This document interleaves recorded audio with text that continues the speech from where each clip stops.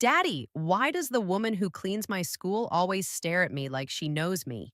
She cries every time she sees me. Who is she? And why does her pain feel like it's mine? The storm had no warning. One moment, the sky over Lagos was a faded orange glow, flickering with the last breath of daylight. The next, black clouds swallowed the skyline, and thunder cracked like a whip over the city's spine. Rain poured without mercy, slapping rooftops, flooding gutters, and turning every streetlight into a ghost. Inside a one-room apartment in Ajegunle, Amara gripped the edge of her old mattress, her breath torn to pieces by pain. "Ah, Mama, the baby is coming," she screamed, her voice rising above the storm like a broken siren. Her mother, Mama Ifa, rushed in, barefoot, clutching an old wrapper around her chest. Her eyes were wide, not with fear, but something harder, something unreadable. "Lie down flat. Stop shouting like a mad woman," she snapped, grabbing a rusty basin from the corner. Amara's stomach twisted again, and this time her scream was not from pain. It was from a deep, ancient fear. Something was wrong. Something was very, very wrong. Amara was only 19, a final-year student at a local polytechnic. Her boyfriend, Dare, had promised to marry her, but when the test strip turned blue, he disappeared like mist. She returned home from school, belly full, shame fuller. Mama Ify had said, "We will manage, but don't expect joy in this house." The lightning flashed, lighting up the small apartment. The walls were cracked and damp. A mattress, a kerosene shakrani, a torn Bible. That was all. Except for one thing, a secret. Amara pushed, and the child inside her clawed its way into the world with a cry so sharp it felt like a knife cutting through the room. "It's a girl," Mama Eve muttered. Amara lay there, soaked in sweat, smiling through the pain. "Let me hold her." But her mother didn't move. Instead, Mama Eve wrapped the baby in a thin cloth and turned toward the door. Amara blinked. "Mama, where are you going?" Mama Aoife paused. Her shadow stretched across the room, distorted by the flickering bulb. "I need to wash her," she said. "She's too cold." "But it's raining. Mama, don't go outside. Please, let me hold my baby." Her mother didn't answer. She opened the door and vanished into the storm. The hours that followed blurred into a nightmare. Amara drifted in and out of sleep, waiting for the door to creak open again, waiting to hear her baby's cry. But the room stayed silent and the rain kept falling like curses from heaven. When Mama Eve returned just before dawn, she wasn't holding the baby. Amara sat up. "Where is she? Where's my daughter?" Mama Ife didn't meet her eyes. Her wrapper was wet. Her hands shook. "She didn't make it," she said quietly. "The baby was too weak. She died in my arms." Amara felt something inside her snap. "No, no, that's not true. I heard her cry. She was strong." "She's gone, Amara," her mother whispered. "Let it go. Don't ask me again." Amara screamed and wept. She beat the walls with her fists. But no one came. Not the neighbors, not the rain, not even God. Days passed. They buried nothing. There was no death certificate, no funeral. Just silence. But the silence was wrong. It wasn't grief. It was guilt. Amara could feel it crawling on her skin every time her mother entered the room. Her aunt, who lived nearby, stopped coming. Even the neighbors looked at her with strange pity. At night she dreamed of her daughter, tiny hands reaching out from a dark place, calling her. And then the dreams stopped. 2 years passed, like shadows running from sunlight. Amara worked as a cleaner in Surulere, scrubbing floors of a private school. She tried to rebuild. She tried to forget. But some wounds don't close. They hide. One evening, while cleaning the school's auditorium after a rich man's wedding reception, she saw her. A little girl in a frilly pink dress, about 2 years old, laughing, running across the tiles with her tiny shoes, clicking like whispers on glass. Amara froze. The girl turned, and everything inside Amara shattered. Those eyes, almond-shaped, light brown, her exact eyes, the exact mouth, even the dimple on the left cheek. It was like a mirror had been placed on a younger version of her. The girl tripped, and a tall man rushed forward to catch her. "Ah, Zoe, you will break my heart one day," he laughed, lifting her. Amara stared. The man was dressed in clean, expensive clothes, calm face, kind voice, and the way he held the child, it was clear. This was her father, Zoe. Zoe. But that was the name she had picked for her own baby before she was born. She had whispered it every night into her belly. Zoe. My life. My light. Amara couldn't breathe. She stumbled back, her mop falling to the floor. The man looked up. Their eyes met. "Are you okay, miss?" he asked. She nodded quickly and fled the hall. That night she didn't sleep, because something inside her had awakened. Not a suspicion, not a guess, a knowing. In the coming weeks she began to see Zoe more often. The man, Mr. Chuka, would sometimes bring her to the school. She was his only child, he told the principal once, adopted at birth. Mother unknown. Amara began to piece the puzzle together, slowly, painfully. And as the truth solidified in her mind, a terrifying question took shape. Did my own mother sell my baby? But it was more than that. It wasn't just betrayal. It was a theft, a robbery of the heart. And now Amara had two missions: to uncover the truth and to get her child back, even if it meant burning down everything she had left. There's a strange ache that lives between the ribs when a mother sees her stolen child laughing in another woman's arms. It's not just pain, it's possession screaming from the bones. Amara couldn't eat, couldn't sleep, could barely smile at work. Every time she saw Zoe, a flame burned deeper in her chest.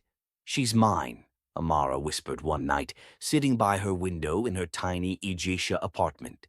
The generator hummed faintly downstairs. Lagos was loud, but her soul was louder. "She's my child." But how? How could Zoe, full of joy and innocence, belong to a woman who never even got to hold her? And how could Mama Eve sleep so peacefully every night, like her hands weren't dipped in secrets? Amara had questions, and this time she was going to get answers, even if they came soaked in blood. 3 days later, a Sunday, Amara took a bus to her family's home in Ikotun. The sky was cruelly sunny. Lagos buzzed around her, hawkers shouting, Danfo buses swerving, mega-church choirs echoing from open windows. Life didn't pause for broken hearts. Mama Ife was sitting outside, peeling egusi with the radio playing old juju music. She looked older, thinner, but her hands were still fast, too fast. "Amara," she said without turning, "you finally remembered you have a mother." "I never forgot," Amara replied coldly. She sat down across from her. The air between them was heavy. Even the flies hovering over the peeled seeds buzzed slower. "I want to ask you something, and I want the truth. No riddles." Mama Eve's fingers paused. "Talk. Did my baby die, or did you give her away?" The wind seemed to stop. For the first time, Mama Eve looked up. Her eyes darted and her hands trembled, but only for a second. "Have you lost your mind?" she hissed. "That child died in my arms, and I carried her to the morgue myself." Amara stared at her, unblinking. "What hospital?" "Eh? You said you took her to the morgue. Which one?" I don't remember. It was raining. Everything happened so fast." "You lied," Amara whispered. Mama Eve slammed the bowl of egusi to the ground. "You will not come here and insult me in my house." Amara stood, towering over her. "I saw her. The child. She's alive. You told me she was dead." Silence. Even the radio went quiet, as if the air had ears. You sold her, didn't you? Amara's voice cracked. To someone, maybe to a church woman, a couple who couldn't have children, who paid you in envelopes and pity. Mama Eve stood too, her shoulders shaking. You think I wanted this? You were 19, no job, no husband. You brought shame to our house and you expect me to clap for you? You had no right, Amara screamed. She was my child. You don't understand, her mother snapped. She would have suffered. Do you know what it's like to watch a baby die slowly because there's no milk, no diapers, no food? I saved her. No, Mama. You stole her. And then a slap, fierce, hot, final. Amara didn't flinch. You will regret this day, her mother muttered, her voice now a shadow. Some truths are better buried. Amara turned and walked away. But this time she wasn't just walking out of her mother's compound. She was walking out of silence. Back at work, Amara started digging. She watched Chuka like a hawk, how he held Zoe, how he spoke about her. He didn't seem like a bad man. In fact, he seemed like a very good man. And that made it harder, because good people can unknowingly become part of evil chains. One afternoon, she heard the school secretary say, Mr. Chuka adopted her privately. That's what I heard. He didn't go through a formal agency. Amara's ears perked up. Private adoption. That meant no official paperwork, or at least nothing beyond a signed affidavit. It also meant the trail could be blurred, faked, hidden. She needed proof. One day, when Zoe dropped a small pink lunchbox, Amara picked it up and secretly checked the label inside. There it was, Zoe Chuka, but no surname, no date of birth, just a small sticker of a butterfly. It stung more than it helped. That night, Amara cried harder than she had in years. I want her back, she whispered into her pillow. I don't care how, I want her back. But something inside her knew. Taking Zoe wouldn't be easy.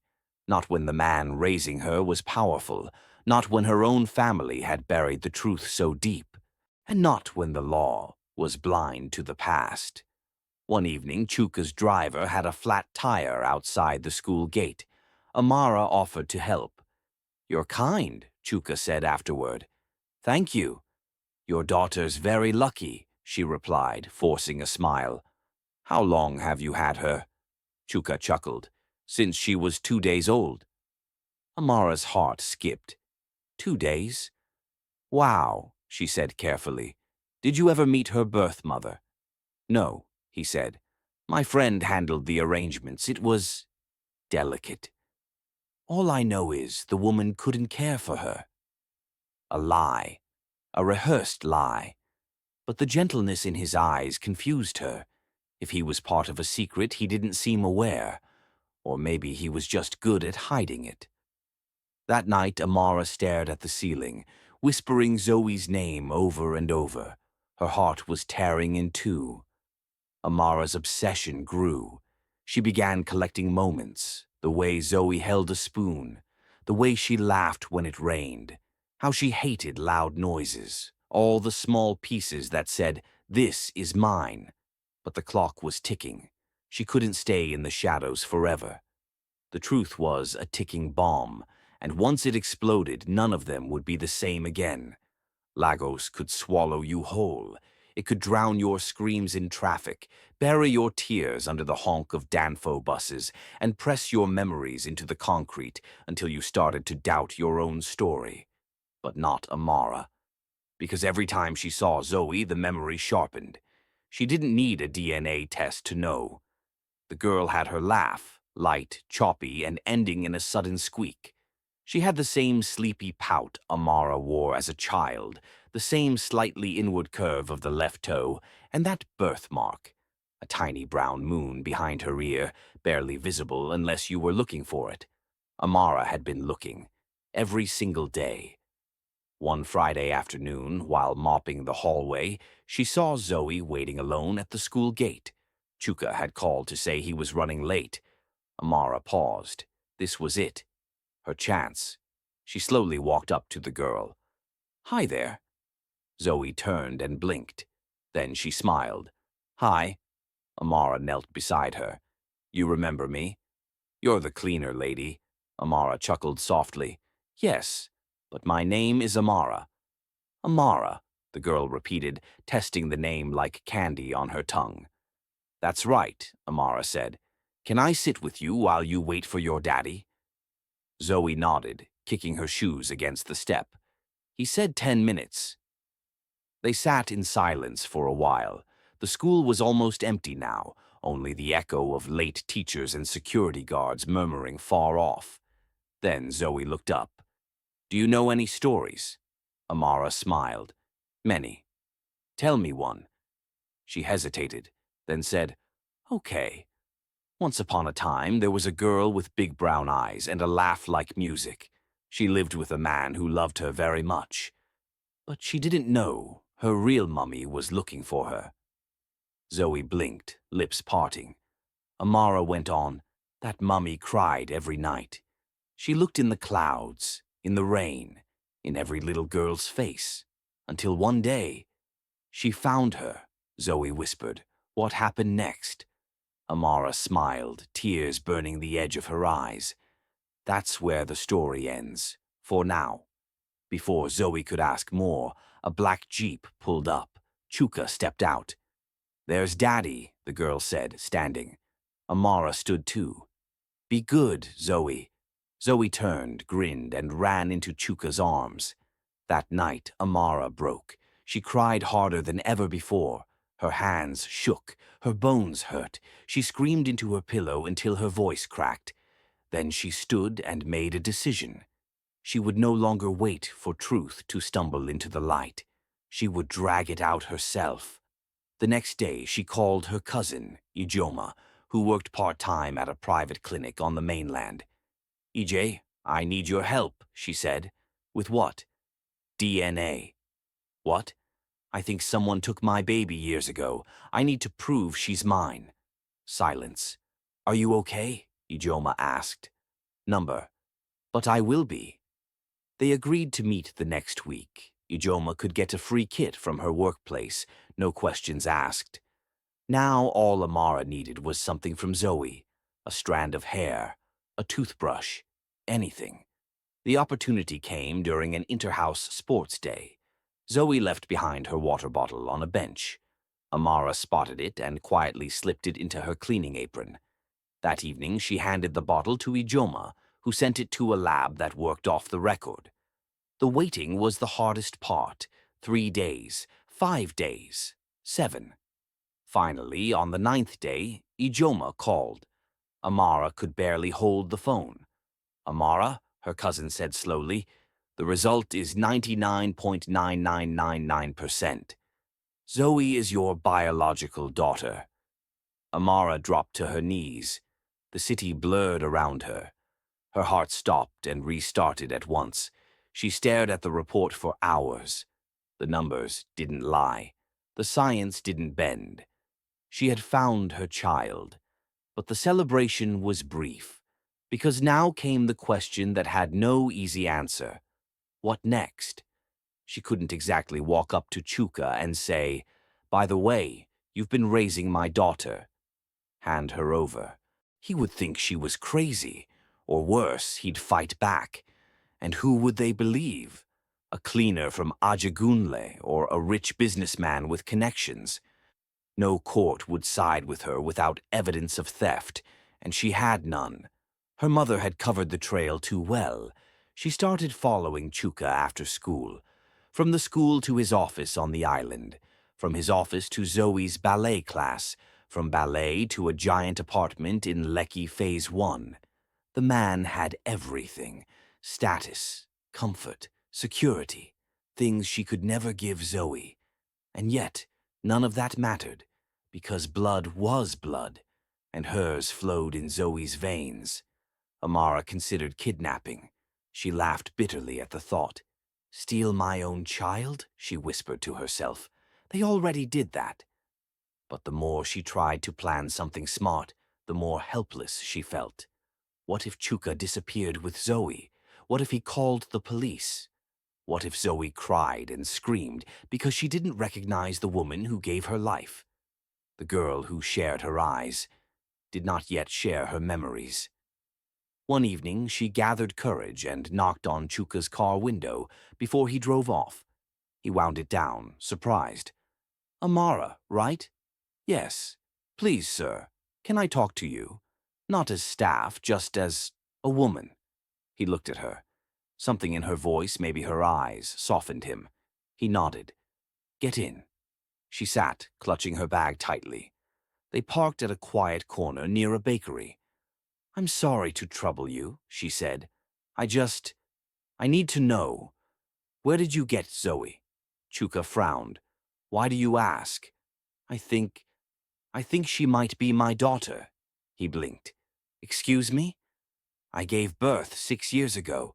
My mother told me she died. But she didn't. I found her. You're raising her. Chuka stared at her like she'd grown wings. That's not possible. I have proof. DNA proof. She pulled out the envelope and handed it to him. He took it, read it. His face changed. My God, he whispered. This can't be true. Amara waited, but his next words stabbed her heart. This changes nothing. What? She's my daughter. I've raised her. I've given her everything. She knows no one else. You want to come now and destroy her world? She is mine, Amara shouted.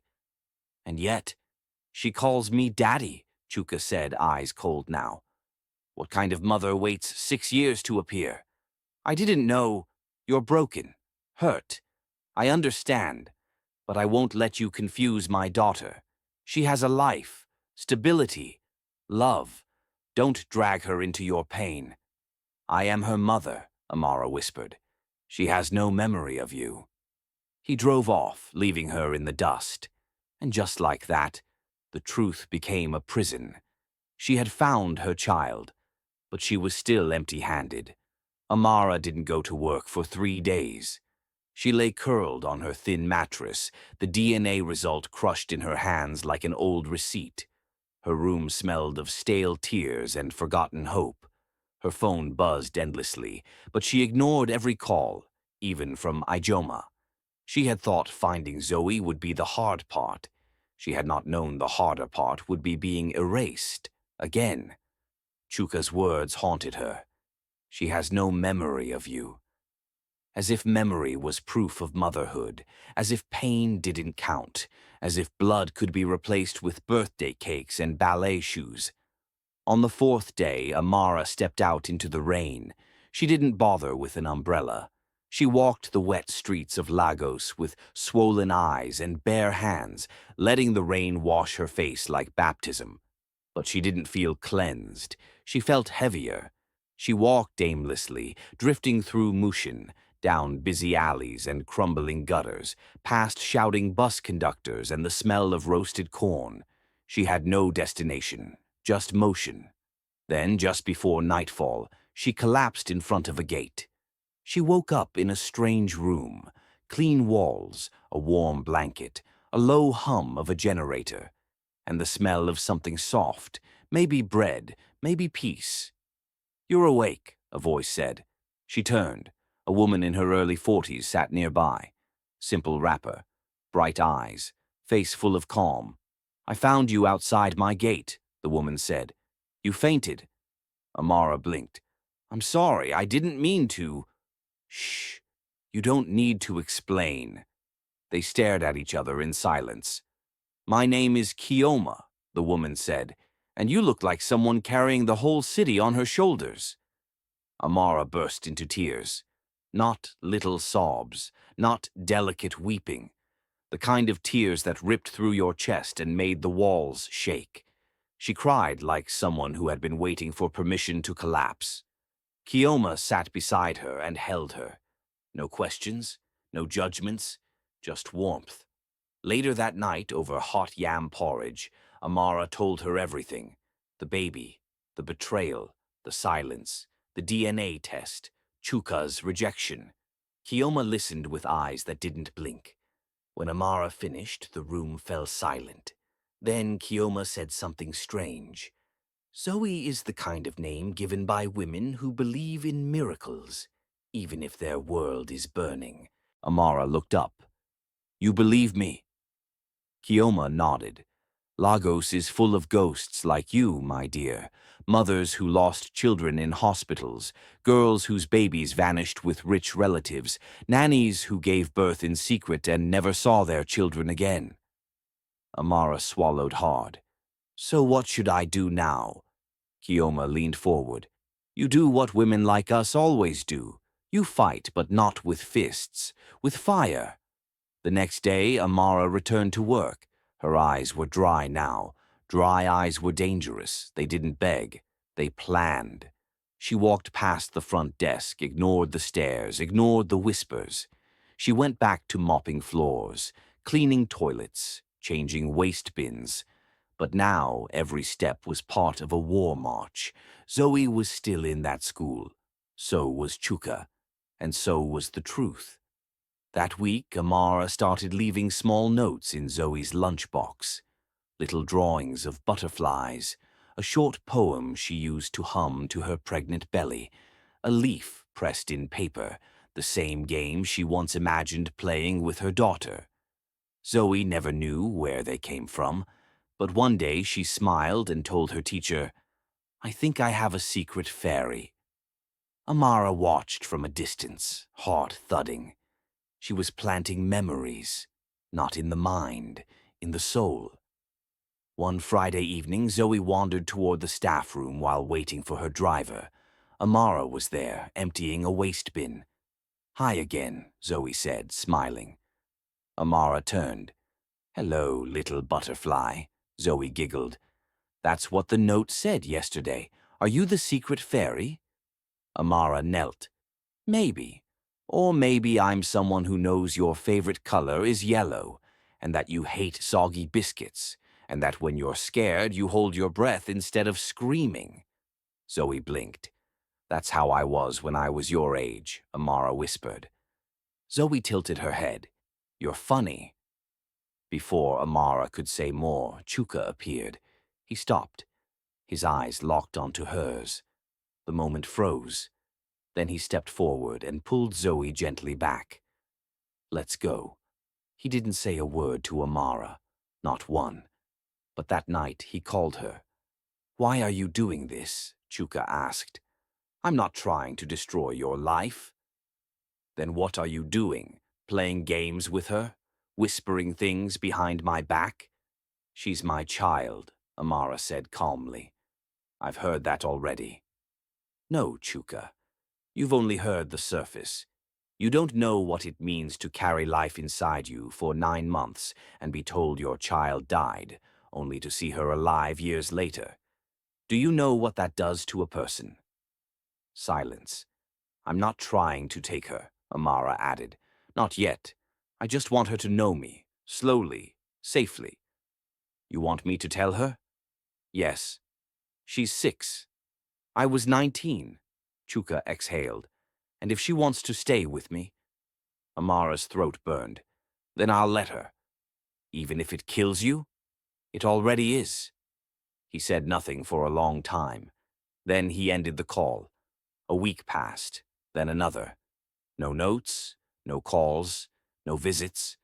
Amara tried to bury the ache in her chest, but it clawed its way back every night. She waited for something.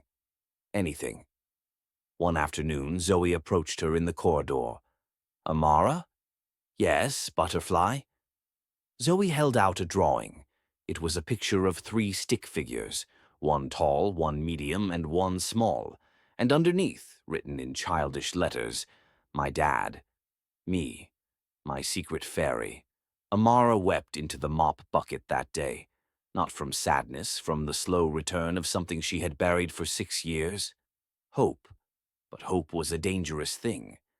Because just as it blooms, it attracts predators. And Amara was about to learn that truth has teeth. Big ones. The secret came quietly, like smoke slipping through a window crack. It didn't arrive in an envelope. It didn't come with lawyers or shouting. It came with a necklace. a simple beaded thing Zoe wore one Monday morning when she ran into school, giggling, arms stretched wide. Amara had seen it before. Her hands froze mid-sweep. Her breath caught.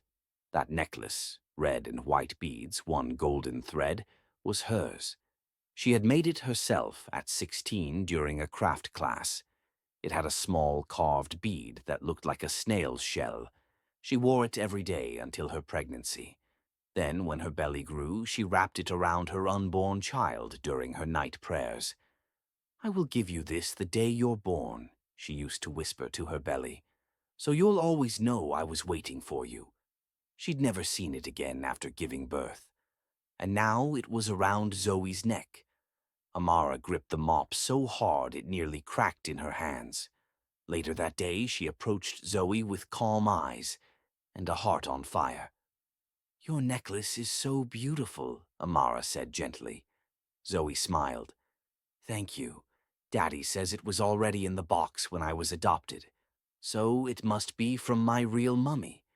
Amara's knees almost gave out. That single sentence ripped away every wall, every excuse, every doubt. The necklace had survived. The lie had not. Thank you for watching. I hope you enjoyed the story. Please support me by liking and subscribing to my channel. See you in the next one.